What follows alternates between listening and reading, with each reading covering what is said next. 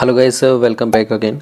आज हम बात करने वाले हैं ईटीएस में जो इलेक्ट्रॉनिक शटल चलता है वो उसके दो टाइप्स होते हैं, उनको देख के हम डिस्कस करने वाले हैं। इसकी अगर हम बेसिक मैकेनिज्म देखें शटल की, तो जो ग्लाइकोलाइसिस में NADPH2 का निर्माण होता है, ठीक है, वो सीधे ही आपके माइटोकॉन्ड्रिया में ट्रांसफ़र नहीं हो सकते, क्योंकि माइटोकॉन्ड्रिया NADH2 के लिए क्या है, अपारगम्य होती है। तो वहाँ से इलेक्ट्रॉनों को कुछ क्या होते हैं, आपके वाहक होते हैं जो इलेक्ट्रॉनों को लेके आते हैं माइटोकॉन्ड्रिया की आंतरिक झिल्ली तक।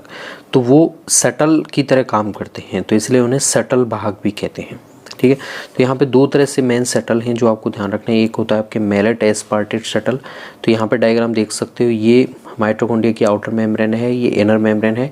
ये वाला पोर्शन माइटोकॉन्ड्रिया का मैट्रिक्स है, ये वाला पोर्शन बाहर की तरफ वाला ये आपके क्या है, ग्लाइकोलाइसिस है, सेल का कोश का द्रव्य। ठीक है, तो इसमें पहले यहाँ पे देखें मेलेट एस्पार्टेट शटल में क्या होता है, इसमें पहले ऑक्जेलो एसीटेट NADH2 के साथ अभिक्रिया करके क्या बना देता है, मेलेट में चेंज हो जाता है। किसमें, मेलेट में परिवर्तित हो जाता है। और मेलेट ये आउटर इनर को क्रॉस करते हुए मैट्रिक्स में पहुँच जाता है, आपके किसमें, माइटोकॉन्ड्रिया के मैट्रिक्स में। अब ये मेलेट NAD+ से अभिक्रिया करके NADPH2 और ऑक्जेलो एसीटेट बना देता है। ऑक्जेलो एसीटेट में अमोनीकरण द्वारा एस्पार्टेट बन जाता है, और ये एस्पार्टेट वापस से कहाँ पहुंच जाता है, आपके कोशिका द्रव्य में, या फिर सेल के कोशिका द्रव्य में पहुंच जाता है, साइटोप्लाज्म। ठीक है, अब क्या होगा, अब ये ऑक्जेलो एसीटेट में चेंज हो जाता है। ठीक है, ये शटल चलता रहता है। तो इसका काम क्या है, बेसिकली इनका काम होता है एक हाइड्रोजन की सांद्रता में परिवर्तन करना, यानी कि माइटोकॉन्ड्रिया की झिल्ली के आर पार एक प्रोटॉन प्रवणता और एक रासायनिक प्रवणता लाना, जिससे 3H+ आयन आंतरिक झिल्ली को क्रॉस करते हुए निकलेंगे, तभी आपके एक ATP का निर्माण होता है। इस तरह से इस शटल के द्वारा आपके टोटल कितने ATP बनते हैं, 38 ATP इस शटल के द्वारा ग्लूकोज के एक अणु से आपको प्राप्त होते हैं।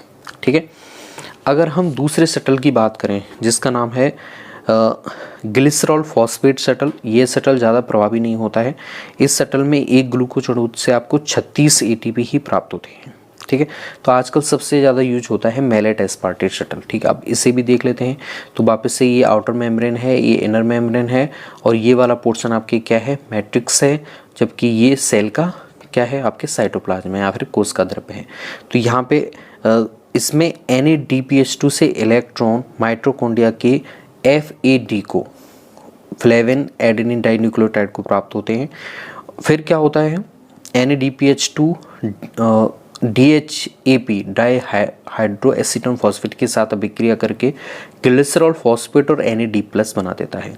अभी ग्लिसरॉल फॉस्फेट शटल की मदद से अंदर जाता है इनर मेम्ब्रेन की तरफ, और वहाँ पे यह FAD के साथ अभिक्रिया करके क्या चेंज कर देता है, वापस से FADH2 बना देता है और DHAP बना देता है। अभी DHAP वापस से बाहर आ जाता है आपके सेल के, कहाँ पे, साइटोप्लाज्म। अभी इस तरह से बाहर आना ही था, तो ये अंदर गया क्यों, क्योंकि यहाँ पे NAD+ डायरेक्ट नहीं जा सकता है, क्योंकि जो ये झिल्ली है ना, ये इसके लिए अपारगम्य है। इस वजह से इसे किसकी ज़रूरत होती है, शटल वाहक की ज़रूरत होती है। इस वजह से इसने DHAP को पकड़ा है। ठीक है, तो ये आपको ध्यान रखना है।